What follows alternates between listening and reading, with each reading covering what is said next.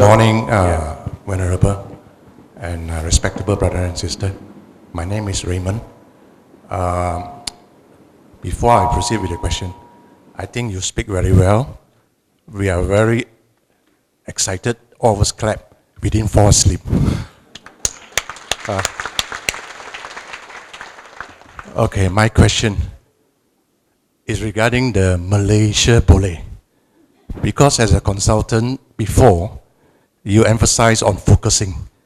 If you look at the SWOT analysis, strength, weakness, opportunity, and threat, and analyze where we stand, do you think we should waste time talking about the Malaysian Boleh concept, Malaysian Buddhist Association? The weakness itself is actually very, to me, is very clear.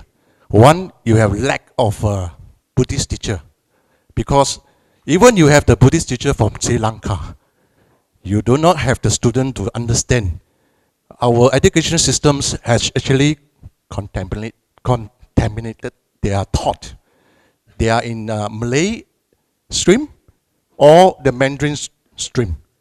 That area itself is not, the two areas itself is not easy for us to.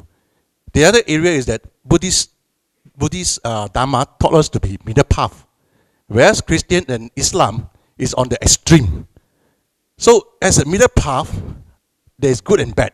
On one side, we are very modest. So when you are very modest, it's not easy to really convince the other guy to practice Dharma. This is my question. Thank you. So this being the first question, I think I'll spend more time and elaborate on this.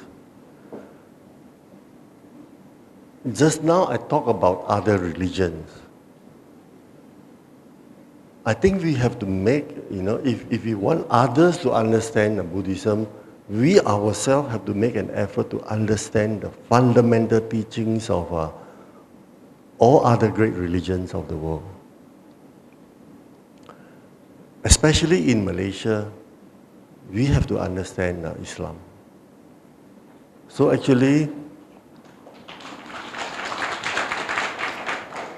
a few years ago, I used the platform of the Malaysian Buddhist Sangha Association to organize a workshop. In that workshop, I invited scholars of International Islamic University to talk about the fundamental teachings of Islam. And we were quite surprised. We were quite surprised about what we learned from that session, about jihad and so on. He says jihad is fighting against your three poisons, essentially. So we should not equate extremism with any religion. There are extremists in all religions.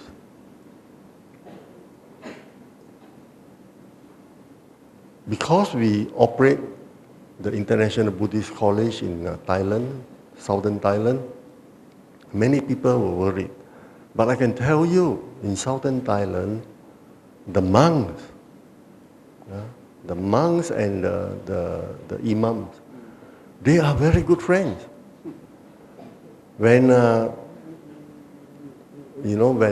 Buddhists celebrate Katina, the imams will come, not empty-handed, with gifts.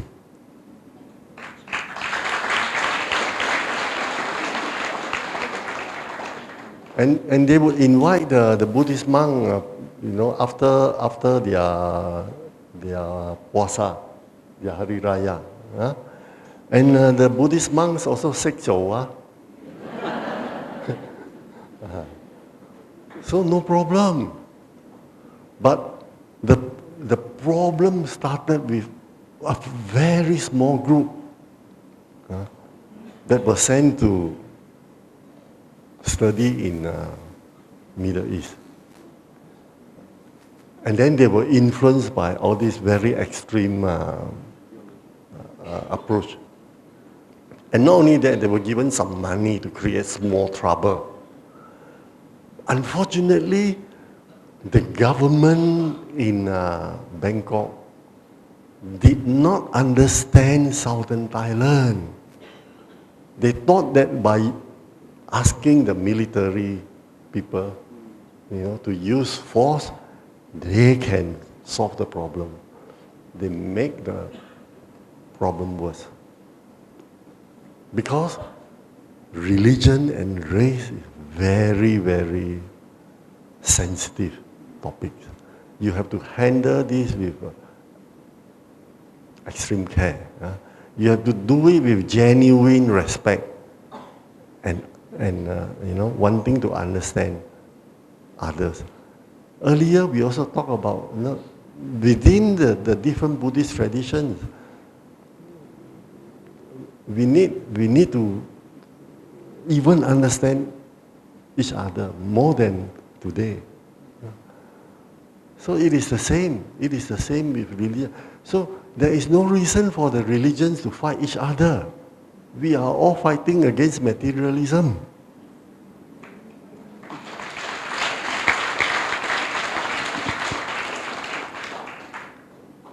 So coming back to Malaysian Buddhism, I would say these are some of the issues you mentioned earlier. I think some of them I've covered,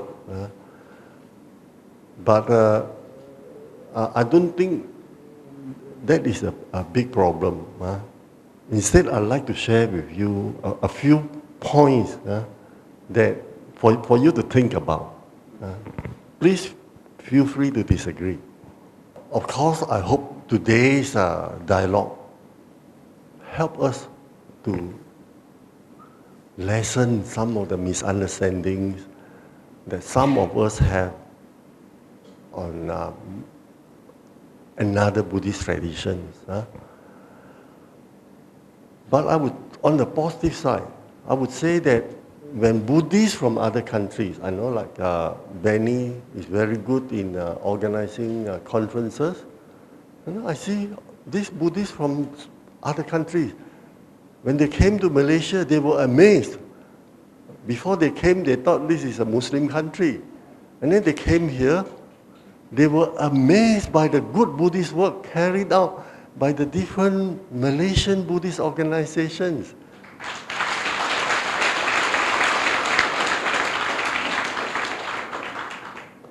So actually, Malaysia has a lot to offer. When Professor Karunadasa came to teach in Penang, he was very amazed that this is the place where Buddhists of different traditions meet freely. And then he said, why not you start a university that embrace all three Buddhist traditions?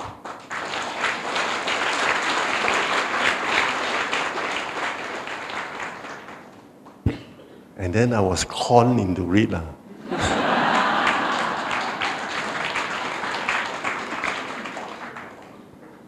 So this was the seed for IBC. IBC is into its 14th year of operation and is the toughest project Tan Siang has ever undertaken. If you want to build more temples, big statues, people queue up to pay donation. If you want to build old folks' home, you want to do welfare work, people queue up to pay donation. If you organize big pujas, you cannot accommodate them in this small hall. So, we must understand that in Malaysia we have something special that maybe we have taken for granted. One thing is this: many Malaysians are good at both English and Chinese. These are the two international languages in the world. Earlier I mentioned about Professor Karunadasa's suggestion, you know. And then some people ask me, why did you choose to go to Thailand? I tell you, in IBC in Thailand, our media of instruction is English. At first we taught only English, but later on we found that we could also offer Buddhist studies in Chinese. And we don't teach any Thai. Imagine that, huh? So I never regret that choice.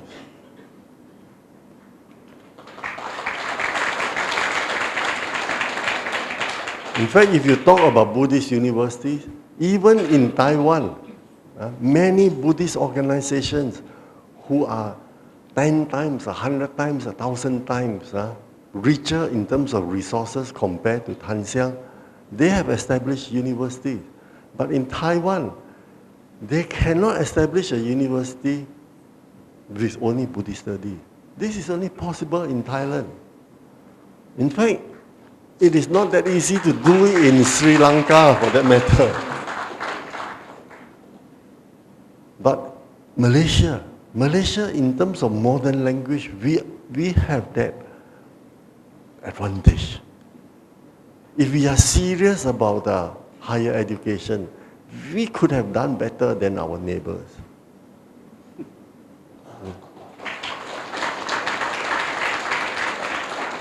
If we don't allow the politicians to play their game. Any politicians here today? Tomorrow I will meet with one. But not only that, I'm going to tell you something that might surprise you. The whole of Southeast Asia was influenced by Sanskrit culture.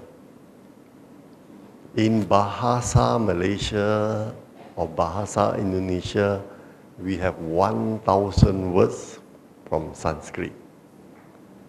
Sukacita, Dukacita, Bumi Putra, Mahaguru, all from Sanskrit. So actually, it is very easy. I shouldn't say very easy lah. Some students will disagree with me. It is easier for Malaysian to study Pali and Sanskrit.